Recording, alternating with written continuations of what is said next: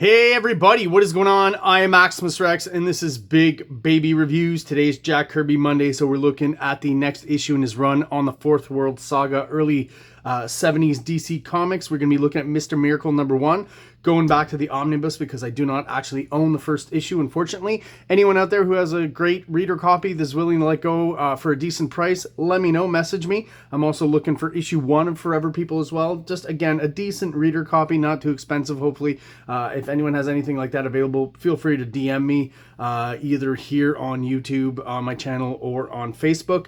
Cutting a little close with this one. I'm usually a little bit ahead of time with the reviews. Right now, again, just moved into a new house. Lots of work to do. It's keeping me busy, and just haven't had time to shoot the videos. Started up the gym again this morning, which I'm really happy about after about 2 months of some kind of physical inactivity generally, other than, you know, like fixing things around the house, which again has kept me busy. So I'm gonna try to burn through this one this morning, get her done, and published before 9 a.m. So there you go. So this one is a pretty fresh and live one. Let's open up right away and have a look at Mr. Miracle #1. We've got the cover here. Let's go through the print messages. He cheats death. He defies man. No trap can hold him. Mr. Miracle, super escape artist, the making of a legend. Again, in 1970, listen, these comics by now are more than 50 years old, so some of the concepts might seem a little bit outdated for 2025. You know, this idea of the escape artist, I think in 1970 was still fairly popular in popular culture. Maybe not so much today. I mean, Mr. Miracle's equivalent today maybe would be like David Blaine, or something like that, a magician, right? Or illusionist, or whatever those guys call themselves. And a lot of people have stated, it's been said that Mr. Miracle was based on Jim Steranko, who Kirby met, I guess, sometime in the 60s, and who, as well as being a comic book artist, was also an escape artist. I think partly that's kind of true. Maybe that was the inspiration in the 60s for this character, but I do believe that it might have just inspired Kirby to bring back a character he'd already created before. If you guys look at earlier, excuse me, let me center that a bit more. Early Kirby, I think from the late 30s or early 40s, I'm pretty sure probably early 40s, he had a character called Stuntman. You can look him up on Google Images, and I think you'll see a lot of connection to Miracle Man. Recently I saw a post of someone posting a character from 50s comics by Kirby. I think it was Challengers of the Unknown, this character with green wings and the yellow helmet, who eventually, maybe, you know, 15, 20 years later became Mantis in the New God Saga, who we'll be seeing in a few issues. And their design is pretty similar. Obviously, you know, there's, you know, maybe 15, 20 years separating them. So the Mantis design in the 1970s has more of maybe what we associate with the Kirby style and Kirby flair, where the 1950s version from Challengers of the Unknown is maybe a little more, for lack of a better term, old-timey. But you can definitely see a connection, I think, between Stuntman from the early 40s and Miracle Man. You know, it's been said that Kirby recycled concepts throughout the decades. I think most comic artists do. You know, someone like Frank Miller, for example, if you follow his career, you'll see a lot of the same concepts surfacing through most of his comics. So Kirby was no different and would bring back ideas if he thought they were good. As far as the Fourth World Saga goes, I'm not quite sure where Mr. Miracle fits in there for me personally. I don't know if it's my favorite series. It's the only one that went past the initial Fourth World Saga, the first kind of 10, 11 issues of each issue. All of them were canceled except for Miracle Man, so I guess DC figured there was the title was a bit more popular, it was selling better. I'm not quite sure.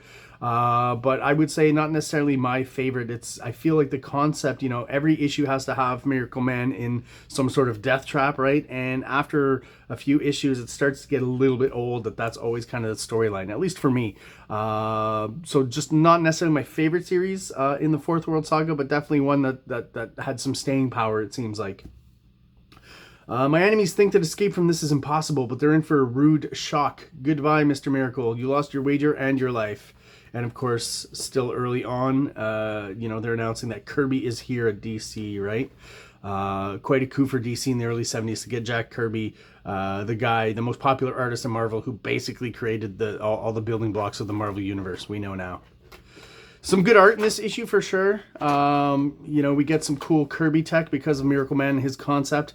We get a lot of machinery and locks and kind of inventive technology from Jack Kirby, so I do appreciate that aspect of it. Unfortunately, as you'll see with all these early New Gods and Fourth World Saga comics, Vince Colletta is inking, doing a decent job, but still, to me, makes Kirby's art feel kind of, if not 50s, at least early 60s kind of look, you know, slightly more vintage and old-timey, where, again, Kirby to me is already at this point drawn in the future, as I like to put it, and when Royer comes on, you know, he will definitely highlight that more and make the pencils, the Kirby futuristic pencils, at least for this period, pop out way more than Colletta does. Colletta still applies kind of old-timey hatching and stuff to Kirby's pencils, something that Kirby is not actually doing in the pencils. I mean, he's fairly loyal to what's going down there, but we know from... and if you don't know, Vince Colletta was known as someone who would take shortcuts in the inking, so maybe we're losing stuff in the background characters. Because you know, obviously he worked really fast, and that's why companies would hire him, not for necessarily the quality of his work, but for the fact that he could get it out on time and very quickly. So we're introduced to Mr. Miracle and his assistant Oberon, or Oberon, I think it's Oberon. Just kind of, let me point this out to you. When I first started reading comics early as a kid and reading other people's comics and stuff, not yet collecting, I remember reading this Mr. Miracle issue #1 from the 80s. It's one of the reboots that they did. And man, it was so weird to me, all the concepts in there. Like, Kirby, out of context, sometimes when you don't know or you haven't kind of read a lot of his comics, some of the concepts can seem just kind of weird and odd, and it was very weird to me, the whole Mr. Miracle Man conceit and the assistant, the dwarf assistant Oberon and stuff. Just, again, when I was 7 or 8 years old and I encountered that Mr. Miracle comic from the 80s, which I will review at some point because I forget the artist's name, I apologize, but it's got some great art, so we'll be looking at that at some point. Yeah, just everything about it was just very odd and off-kilter. And I still get a sense of that a little bit when I go through these Fourth World Jack Kirby comics. But now I kind of like that off-kilter kind of weird aspect of it. So Mr. Miracle, assisted by Oberon, basically always kind of testing out death-defying acts and escapes, daring escapes from dangerous situations. So here he's locked up and set in some sort of wooden coffin, I guess, and Oberon sets it on fire. Scot-free, a character who will become the main character pretty soon in this issue, basically, you know, has been watching the scene and is trying to save Mr. Miracle, or wants to save him, and then realizes, boof, that he's, you know, broken out and escaped. And then Mr. Miracle takes off his mask, and you see this older gentleman, the beard. His name is Thaddeus Brown, or Thaddeus. I'm not quite sure exactly how you're supposed to pronounce that. And that kind of bit was present in that miniseries I told you about in the 80s that I read as a flashback sequence. And all of that just was very strange to me as well. You know, I wasn't well versed in comics and legacy characters and stuff. So definitely Jack Kirby is creating a legacy character here. I'd be curious to see if maybe Thaddeus Brown was the alter ego of Stuntman back in the 40s. I'd have to look that up. But I feel like Kirby is kind of referencing, you know, the older version of Mr. Miracle, the first version, which is, in my mind, Stuntman. Again, in this Fourth World Saga, Kirby does bring back legacy characters that he drew in the 40s, I guess, for DC. So Stuntman, maybe, and also the Newsboy Legion is back, right? That's in... is it in Forever People? No, it's Jimmy Olsen, excuse me, in the Jimmy Olsen comic. So we get the baddies here, Intergang, who are basically just a cover for Darkseid and his nefarious activities. He's trying to, you know, we've seen that he's built some underground tunnels on Earth and is trying to basically find the anti-life equation on Earth so he can, I guess at some point, control everyone. The anti-life equation is never exactly, you know, 100% defined, but I guess it's basically the means to control people's minds, right? The destruction of individuality. So Intergang, for some reason here, are threatening Thaddeus Brown, Mr. Miracle, and Scot-Free helps them push off these guys. Kind of a basic design here for the henchmen, right? Last time we saw the henchmen, they had kind of weird, odd, monstrous faces, which maybe was a bit more interesting than just these guys. And I mean, some of the color schemes in the New Gods, I always wonder about, like, what a strange brownish color to pick. I would have to see the original comic, of course. Sometimes these reprints, the colors change a little bit, and how that looks on newsprint. I'm going to assume, though, just overall the printing quality is probably a lot worse on the newsprint original issues than what we're getting here. Color here is at least consistent, I guess is what I'll say, where if you read the original issues of the New Gods, not so much. So they fought off Intergang, and then we're introduced to a character who I don't think is one of necessarily Kirby's best creations. I guess he's just called Steel Hand, and that's what he has, right? He has a steel hand that's super strong, can destroy stuff. And, you know, these pages of a character explaining their origins and how their powers work, and just randomly having like a steel beam to destroy, you know, kind of a Kirby trope that I'm not so fond of, I guess. But I guess back in the day, storytelling wise, that was just a way to get a lot of exposition across over just a couple of pages and introducing a character. So Scott is staying here with Thaddeus, and we're seeing kind of various pictures of the history of Thaddeus and Mr. Miracle Man and all the kind of feats he was doing. And what we'll learn about Scott Free is that, you know, later on, but I'll mention it here, he was born of New Genesis and traded with Orion, you know, High Father and Darkseid, to keep the peace between New Genesis and Apocalypse, traded sons. And Scott Free was raised on Apocalypse in an orphanage by Granny Goodness. So the whole idea of being a prisoner somewhat of this orphanage and then escaping obviously works really well with the tropes of Mr. Miracle and being an escape artist. And to boot, his name is Scott Free, which is very, you know, funny. When I first heard the name as a kid, I didn't know that expression, so it never dawned on me. And eventually, just years past, I was like, oh, Scott Free, of course, he got off scot-free, that expression. It took me a while to figure it out, but that's that Kirby wordplay that he used a lot with the name of his characters and stuff. And so they're trying to, I guess, train Scott Free here to become an escape artist, but he already kind of has the skill to do that. And what he reveals here is, you know, Thaddeus says, to break out of these chains, there's more to this than modern technology. What's in that bag of yours, son? Perhaps things like this. Who is to say that those chains couldn't fly apart under intense magnetic repulsion? It's been mentioned that Kirby was always up on science and geography. You know, he had National Geographic, Scientific American magazine. So I think anytime he would see new concepts in there, he would try to work them into his stories. He was always kind of on the cutting edge of technology.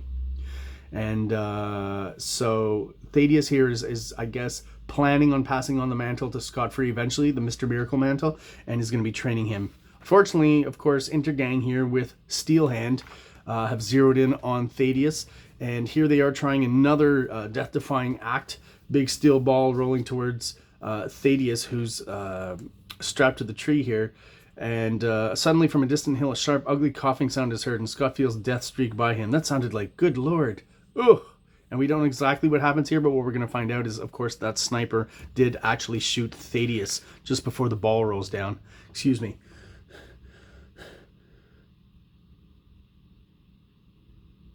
Whoa, thought I was going to sneeze. All right, guess not. Now here, Scott Free once again uses some of his technology, which we'll find out later comes from the mother box, to push the big steel ball away and save Thaddeus. But of course, as we know now, it is too late. He has been shot. Scott, as he's attending to Thaddeus, pulls out the first version I think we've seen at this point. There's a second version. We saw it in Forever People of the mother box here. And Thaddeus says, what is it? I hear a sound, a voice, comforting, easing. The pain is gone. So Mother Box is kind of easing his pain before he passes away here.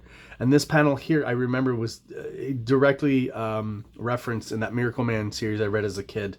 And I remember, even as a kid, just not knowing these characters and stuff, feeling sad about this guy dying, right? And this panel, just like I said, even though it was recreated in that comic, very similar to this one. So, you know, it's almost part of my memory in a weird second, third degree kind of way. So here we got more Steel Hand showing off his strength and his abilities here, destroying this robot's hand in an arm wrestling competition. And then, boom, Miracle Man shows up because he knows Steel Hand was responsible for Thaddeus' death. You know, Mr. Miracle definitely, to me, has kind of a Spider-Man Steve Ditko kind of feel. You know, I don't know if Kirby's channeling a bit of that consciously, at least in the artwork, but I definitely feel like there's a bit of a Steve Ditko influence in some of the posing of Miracle Man and that, you know, that character who jumps around and is very athletic, almost like a gymnast, the very kind of Spider-Man mold, right? Storytelling wise, I think I've talked about this, how Kirby is moving slowly away from just the 6-panel grid by, you know, putting a tier here with 3 panels. He does it again here. So he's starting to vary the storytelling a bit and the compositions layout, even though they're still fairly traditional, and he'll push that even further later on in the late 70s. Excuse me, early 80s when the Hunger Dogs graphic novel comes out. A lot of people complain about the Hunger Dogs graphic novel. It's actually one of my favorite pieces of Jack Kirby artwork. It's a little messed up editorially, but some of the designs and layout are just very cool and forward looking, even for Kirby in the 80s. So yeah, basically we get the confrontation between Mr. Miracle and Steelhand, who's responsible for, again, the death of Thaddeus, his somewhat mentor, I guess, at this point. And Miracle Man, once again, using technology to get himself out of this one, and defeating Steelhand here at the end of the issue. And that's basically it for issue 1 of Mr. Miracle. That is my review for today, guys. If you have any questions, comments, concerns, feel free to tell me in the comments. If you're still subscribed and you're still watching, thank you so much for still being there. Really do appreciate it. The sub numbers are slowly going up and about to hit 500, maybe in a few weeks. So please help out the channel. That's where at 500 subs, we kind of become an official channel. YouTube starts helping us out a little bit, spreading the word with the algorithm. So if you know of anyone who might be interested in my channel, my reviews, and in comic books in general, please have them come over, check out the videos. And if they enjoy what they see, please subscribe. It really helps us out, helps us grow, helps get us out there to other people. So thank you so much for watching this morning, guys, and have an awesome day. Like, subscribe, like, subscribe.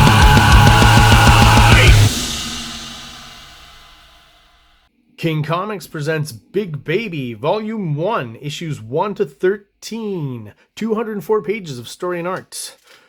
King Comics also presents Star Crasher one-shot, 32 pages, cosmic sci-fi surrealist adventure. You can find these fine comics at KingComics.CA, at MaximusRex13 on Instagram, or on Facebook, MaxRex or Big Baby.